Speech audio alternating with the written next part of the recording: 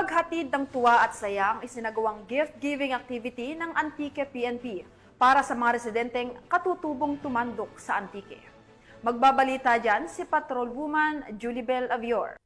Ang makabuluhang araw ng pagtutulungan at pagmamalasakit ang isinagawa sa Barangay Badyang, San Jose, Antique nito lamang 26 ng Hulyo taong kasalukuyan. Isang supplemental feeding program at gift-giving activity ang pinangunahan ng Antique Police Provincial Office, katuwang ang Antique PNP Press Corps at LGU para sa mga miyembro ng komunidad ng katutubong tumandok sa Antique. Tampok ang mahigit 80 na masayang katutubong estudyante na tumanggap ng mga bagong bag na may lamang school supplies.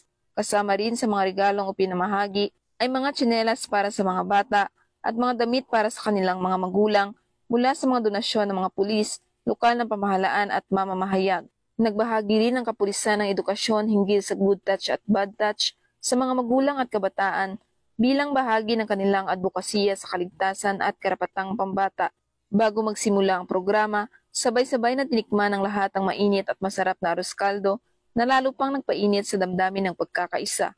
Dumalo rin mismo sa programa sina Congressman A.A. Legarda na namahagi ng 100 McDonald's food pack sa mga estudyante. Lalo pang pinasigla ang programa sa pagdating ni San Jose de Buenavista Mayor Paul Joseph Ontaran na nagpaabot ng mensahe ng suporta at pagkikiisa. Lubos namang nagpasalamat si Ginoong Virgilio Ocario, tribal leader dahil binigyang halaga ang presensya ng mga indigenous people sa probinsya. Nagpasalamat din siya sa mga nag-organisa ng programa dahil sila ay napili bilang mga benepisyaryo ng makabuluhang inisyatibo. Ang aktibidad ay bahagi ng koordinasyon sa iba pang mga ahensya ng gobyerno kaugnay sa pagdiriwang ng ika-30 Police Community Relations Month. Nagbigay inspirasyon sa mga dumalo si Antique PPO Provincial Director, Police Colonel Leia Rose B. Peña sa kanyang talumpati, kung saan binigyang diin niya ang kalagahan ng pagiging inklusibo at pagkakaisa. Muling pinagtitibay na ang PNP ay nananatiling matatag sa pagbibigay ng serbisyong pampubliko sa lahat ng sektor ng lipunan. Hinikayat niya ang komunidad na tingnan ang PNP hindi lamang bilang tagapagpatupad ng batas,